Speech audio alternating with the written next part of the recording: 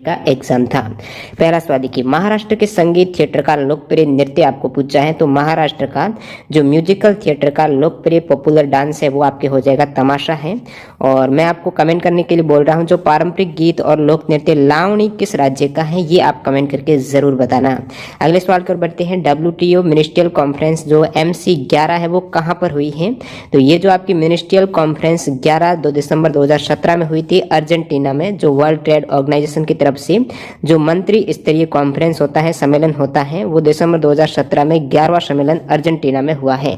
Next आपके 2020 में होना था, कोविड-19 के कारण ये 2021 में होगा। 12वां मंत्री स्तरीय सम्मेलन है, कहां पर होगा, तो ये नूर सुल्तान कजाकिस्तान में होने वाला है जून 2021 में। और प्रथम जो मंत्री स्तरीय सम्मेलन हुआ था WTO का, वो आपके 1996 में सिंगापुर में आयोजित किया गया था। अगला सवाल, सवाल नंबर 3, तो ये आपके कंप्यूटर का सवाल है। जो फॉरट्रेन एक प्रोग्रामिंग लैंग्वेज है, इसका आपको पूछा है अर्थ क्या होता है, एक तरीके से फुल फॉर्म। तो फॉरट्रेन का हो जाएगा फॉर का फॉर्मूला, ट्रेन का ट्रांसलेशन, तो फॉर्मूला ट्रांसलेशन इसकी फुल फॉर्म हो जाएगी।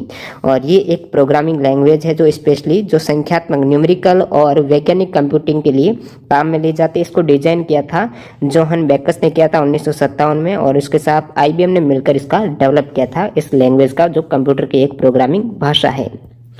विश्व की मीठे पानी की सबसे बड़ी झील कौन सी है, देखिए दोस्तों यहाँ पर मिशिगन ह्यूरन झील है, दोनों हैं एक साथ में विश्व की सबसे बड़ी मीठे पानी की झील हो जाए।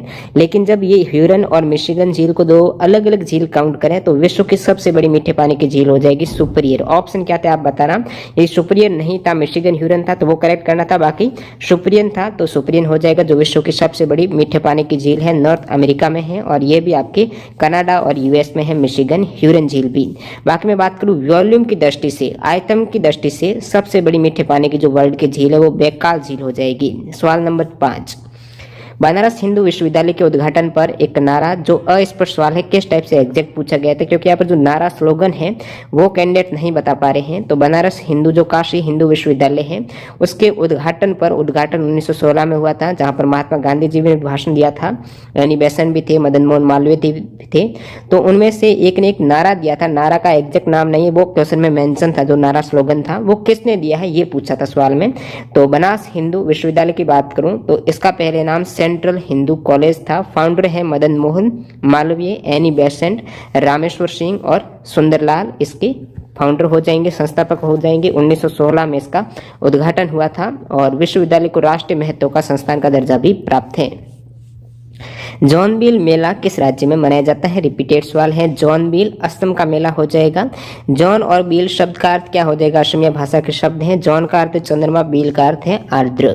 नेक्स्ट सवाल, यहाँ पर सवाल नंबर 7, दक्षिण पूर्व एशियाई राष्ट्रों का संगठन जो आसियान है उनका संस्थापक सदस्य देश कौन सा है। तो प्रमुख जो अंतर्राष्ट्रीय संगठन है, जो मैंने 55 इंपोर्टेंट जो अंतर्राष्ट्रीय संगठन की एक PDF डाली हुई है टेलीग्राम पर, जरूर देख लेना, उनमें से सवाल आ रहे हैं। तो दक्षिण पूर्व एशियाई राष्ट्रों का संगठन आसियान का आपको संस्थापक सदस्य की बात करें तो उसमें मैंने PDF बताया था। वैसे सदस्य देश 10 है, लेकिन जो संस्थापक सदस्य हैं उसमें ये हैं थाईलैंड, इंडोनेशिया, मलेशिया। ऑप्शन में आपकी मलेशिया दिया हुआ था, करेक्ट करना था। संस्थापक 5 देश है, थाईलैंड, इंडोनेशिया, मलेशिया, फिलीपींस और सिंगापुर। अभी वर्तमान में इसके सदस्य देश 10 हो जाएंगे आसियान की।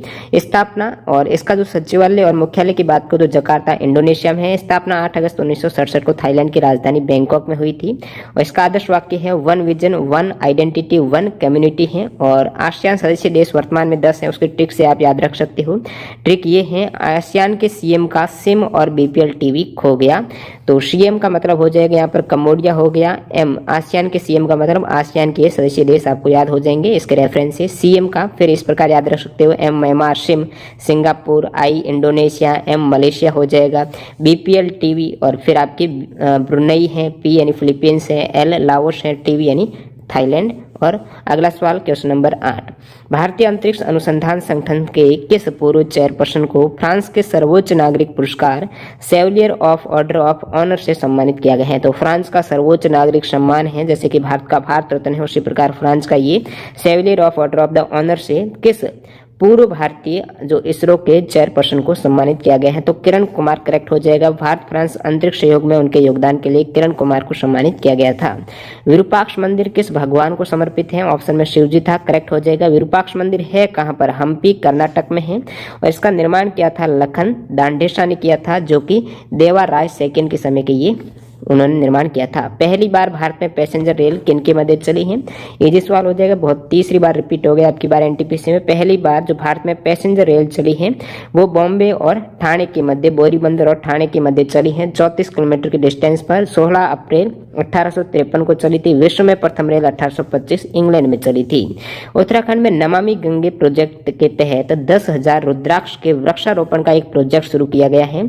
उसके लिए किन के मध्य एमओयू हुआ है? उसके लिए जो समझौता ज्ञापन पर हस्ताक्षर हुए हैं 10,000 रुद्राक्ष के वृक्षारोपण हेतु जो उत्तराखंड में हुआ है, तो ये एनएमसीजी ने उत्तराखंड में 10,000 रुद्राक्ष के वृक्षारोपण का प्रोजेक्ट शुरू करने के लिए इंटेक और एचसीएल फाउंडेशन के साथ एमओयू, किन के मध्य? इंटेक और एचसीएल के मध्य एमओयू का हस्ताक्षर किए गए हैं। बीपी के नियंत्रण के लिए आयुर्वेदिक मेडिसिन क्या है? ये ऑप्शन दिए गए थे आपके, सर्पगंधा, जामुन, तुलसी। तो इसमें आपके जो हाई ब्लड प्रेशर है उसके लिए तो ये आपके सर्पगंधा का उपयोग किया जाता है आयुर्वेदिक दवा का। राष्ट्रीय विज्ञान दिवस इस सवाल 28 फरवरी को मनाया जाता है। 28 फरवरी को क्यों मनाया जाता है? क्योंकि इसी दिन 28 फरवरी को वर्ष 1928 में भारतीय भौतिक विज्ञान सर सीवी रमन के द्वारा, बाद में जो रमन प्रभाव की जो नाम रखा गया था, तो रमन प्रभाव की जो खोज की थी सीवी रमन ने, कब की थी? 28 फरवरी 1928 को। इस हेतु 28 फरवरी को राष्ट्रीय विज्ञान दिवस के रूप में मनाया जाता है। बाद में 1930 को भौतिकी का नोबेल प्राइज भी इस खोज हेतु सीवी रमन को दिया गया था। और 2020 में जो विज्ञान दिवस 28 फरवरी 2020 को था, उसकी थीम क्या है? वुमन इन साइंस उसकी थीम हो जाएगी। Which river has river dolphin? तो किस नदी में डॉल्फिन है? कौन सी भारतीय नदी है? जहां पर स्टूडेंट बता रहे गंगा ऑप्शन में नहीं था, वैसे गंगा रिवर डॉल्फिन आपने सुना होगा, और इंडस रिवर डॉल्फिन भी होती है। तो इंडस की सहायक नदी ब्यास है, ब्यास नदी ऑप्शन में होगा तो आप बता देना, ब्यास में भी डॉल्फिन पाई जाती है। और अगले सवाल की ओर बढ़ते हैं। यहाँ पर international criminal police organization Interpol का मुख्यालय कहाँ पर? आपको ये पूछा था। इंटरपोल की ये फुल फॉर्म हो जाएगी इंटरनेशनल क्रिमिनल पुलिस ऑर्गेनाइजेशन। तो इसका हेडक्वार्टर है लियोन, फ्रांस में है। स्थापना 1923 में हुई है। सदस्य देश 194 है और सेक्रेटरी और अध्यक्ष भी आप देख सकते हो। इंटरपोल का हेडक्वार्टर पूछा था, लियोन, फ्रांस, करेक्ट हो जाएगा। नेक्स्ट सवाल नंबर 16। अमेरिकी टीवी होस्ट और कॉमेडियन डेविड लेटरमैन के talk show my next guest needs no introduction पर कौन शामिल हुए हैं? तो ये जो डेविड लेटरमैन का अमेरिकी होस्ट जो टॉक शो था नेटफ्लिक्स पर, तो इसमें my next guest needs no introduction पर शाहरुख खान है वो शामिल हुए हैं। उनकी अपीयरेंस है शाहरुख खान की। क्लोरोफ्लोरोकार्बन है, ये किससे रिलीज होता है? तो ये स्पेशल ऑप्शन में रेफ्रिजरेटर मेंशन था, तो में रेफ्रिजरेटर है, एसी जो शीतलक रहते हैं उससे ये रिलीज होता है, जो ओजोन परत के लिए काफी हानिकारक है, सीएफसी। और बाकी बात करूं ओजोन परत संरक्षण के लिए बहुत बार एग्जाम पूछा जाता है, कौन सा प्रोटोकॉल संधि है? तो मॉन्ट्रियल प्रोटोकॉल है ओजोन परत संरक्षण के लिए। इस पर हस्ताक्षर हुए थे 26 अगस्त 1987 को।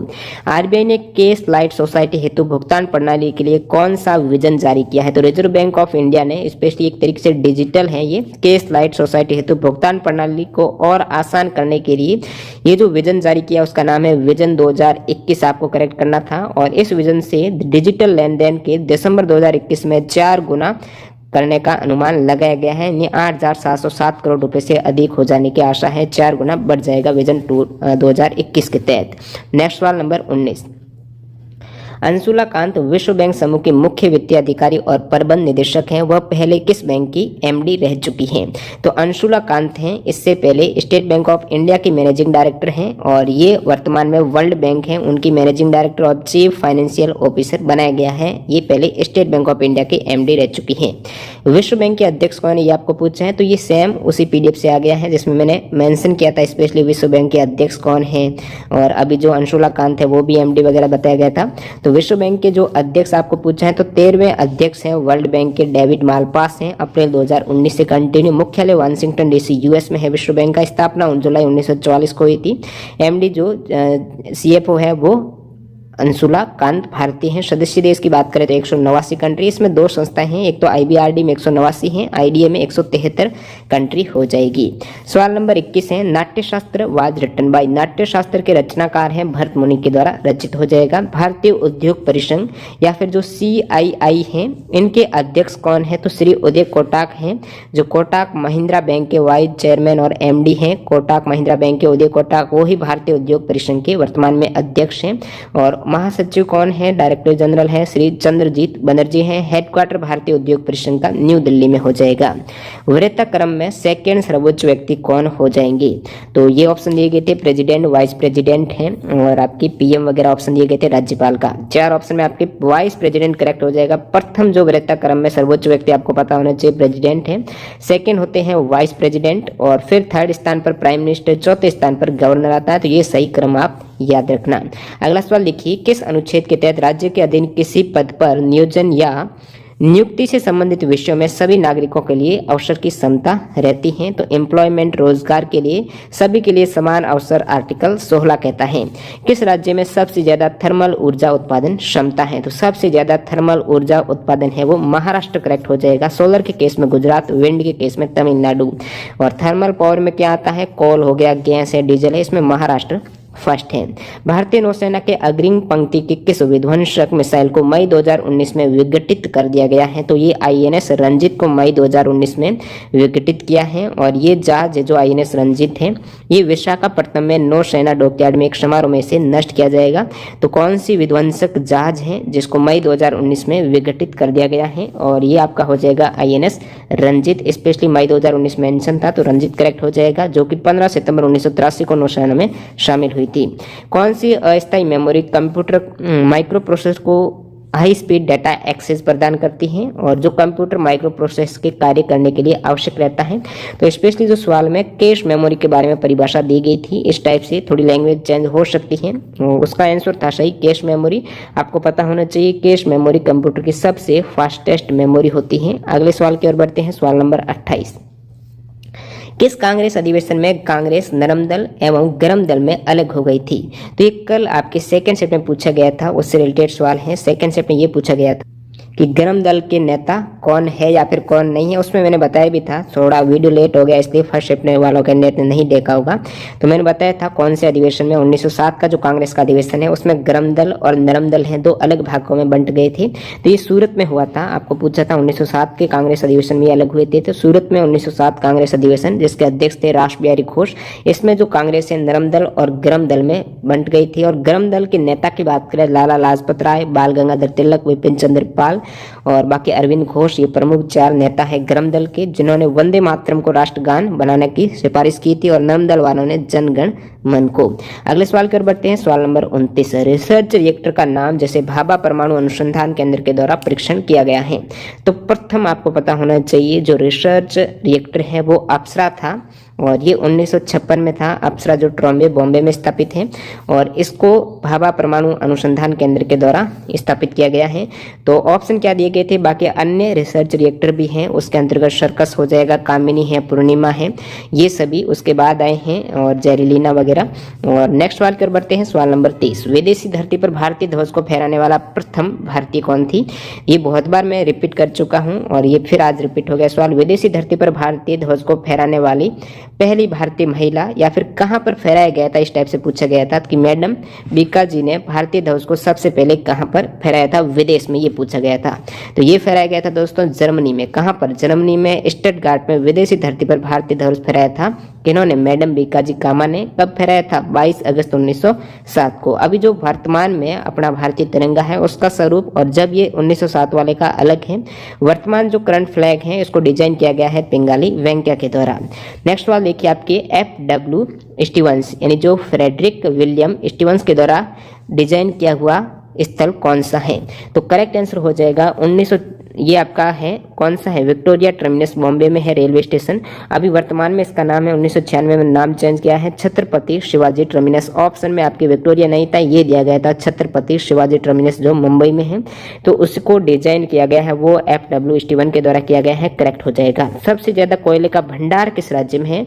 तो सबसे ज्यादा कोयले का रिजर्व आपको पूछ ले तो वो झारखंड हो जाएगा। और ये पूछ ले कि सबसे ज्यादा कोयला उत्पादन कहां पर हो रहा है, वो छत्तीसगढ़ में, भंडार झारखंड करेक्ट हो जाएगा। सवाल number 33, ICC T20 world cup विजेता आपको पूछा, आप कमेंट करके बताना कौन से सन का पूछे हैं। बाकी अभी जो लास्ट गया है 2016 में हुआ था ICC T20 वर्ल्ड कप, उसकी विजेता टीम है वेस्ट इंडीज। प्रथम जो एडिशन हुआ है ICC T20 वर्ल्ड कप का 2007 में हुआ था, उसकी विजेता टीम इंडिया रही थी। सबसे ज्यादा 2 बार वेस्ट इंडीज ये वर्ल्ड कप जीत चुकी है। नेक्स्ट 2021 में होने वाला है ICC mains T20 world cup, कहां पर होगा? भारत में होने वाला है। कौन सा एक कम्युनिकेबल डिजीज नहीं है, कौन सा संक्रामक रोग नहीं है? तो ऑप्शन में आपके ब्लड प्रेशर दे रखा था, करेक्ट हो जाएगा। सवाल नंबर 35 कह रहा है कि ISRO satellite to study the sun. मैं एक्स्ट्रा फैक्ट में ये सवाल करा चुका हूं, एग्जैक्ट रिपीट हो गया दोस्तों ये वाला सवाल। तो इसरो का सैटेलाइट है जो सूर्य का सोलर कोरोना होता है, जो आउटर लेयर है सन की, सूर्य की जो बाहर वाली आउटर लेयर है उसको कोरोना बोला जाता है। उसके अध्ययन के लिए इसरो कौन सा सैटेलाइट है वो लॉन्च करेगा? तो आदित्य L1 है, 2022 में ये लॉन्च होने वाला है। ग्लूकोज किसमें विखंडित होता है? तो वैसे ग्लूकोज है, इसका एक मॉलिक्यूल है, 2 मॉलिक्यूल में स्प्लिट हो जाता है जो पायरुवेट में, तो पायरुविक एसिड हो जाना चाहिए। ऑप्शन क्या था स्टूडेंट बता रहे हैं, इस प्रकार ऑप्शन नहीं था, माइटोकॉन्ड्रिया वगैरह ये कोशिकांग दिए गए थे। तो सवाल ये पूछा होगा कि माइटोकॉन्ड्रिया है वो ग्लूकोज को किसमें कन्वर्ट करता है, या फिर अलग से पूछ लिया होगा कि ग्लूकोज और ऑक्सीजन को ATP में कौन बदलता है? तो माइटोकॉन्ड्रिया में होता है ये। माइटोकॉन्ड्रिया क्या करता है? ग्लूकोज और ऑक्सीजन को हाई एनर्जी मॉलिक्यूल कॉल्ड जो ATP है, एडिनोसिन ट्राइफॉस्फेट है, उसमें कन्वर्ट कर देता है माइटोकॉन्ड्रिया। तो सवाल एग्जैक्ट क्या पूछा गया था, इस टाइप से था। ऑप्शन में पायरुवेट मॉलिक्यूल था तो वो करेक्ट करना था। बाकी ये अलग से पूछा गया ग्लूकोज को ऑक्सीजन से हाई एनर्जी में कौन कन्वर्ट करता है, माइटोकॉन्ड्रिया था, तो वो उस टाइप से आपको करेक्ट करना था। भारत के वर्तमान मुख्य न्यायाधीश कौन है? ये सवाल ये भी पूछ लिया है, तो ये आपको फैक्ट याद रखना है। वर्तमान में जो मुख्य न्यायाधीश है कौन से नंबर के हैं? 47वें चीफ जस्टिस ऑफ इंडिया है शरद अरविंद बोबडे। अमल और क्षार में एक समानता बतानी थी, ऑप्शन पर आधारित थे। क्या ऑप्शन थे आप कमेंट करके बताना, जिन भी कैंडिडेट का आज प्रथम पारी में था। बाकी अम्ल और क्षार में, एसिड और बेस में समानता एक तो ये है, दोनों ही आयंस देते हैं वाटर के सॉल्यूशन में, पानी के विलयन में है, दोनों ही आयन बनाते हैं और इसके कारण ये दोनों ही विद्युत के अच्छे सुचालक भी हो जाएंगे। WWW के आविष्कार का आपको पूछा तो वर्ल्ड वाइड वेब के इन्वेंटर है टिम बर्नर्स ली। अंतिम सवाल देखिए, इनफाइल्ड राइफल है जो, और इसमें एक कार्टेज है जो इनफाइल्ड राइफल है, ये पूछा गया था कि उसकी जो कारतूस है उस बनाने के लिए कौन जिम्मेदार था, जो उस समय 1857 की क्रांति का तत्कालिक कारण बनी थी। हुआ ये कि इन राइफल में उस समय ब्रिटेन में एक राइफल आई थी इनफील्ड नाम की, और उन राइफलों में कारतूस को गाय और सुअर की चर्बी से चिपकना बनाया जाता था और सैनिकों को मुंह से इसकी टोपी को काटना पड़ता था।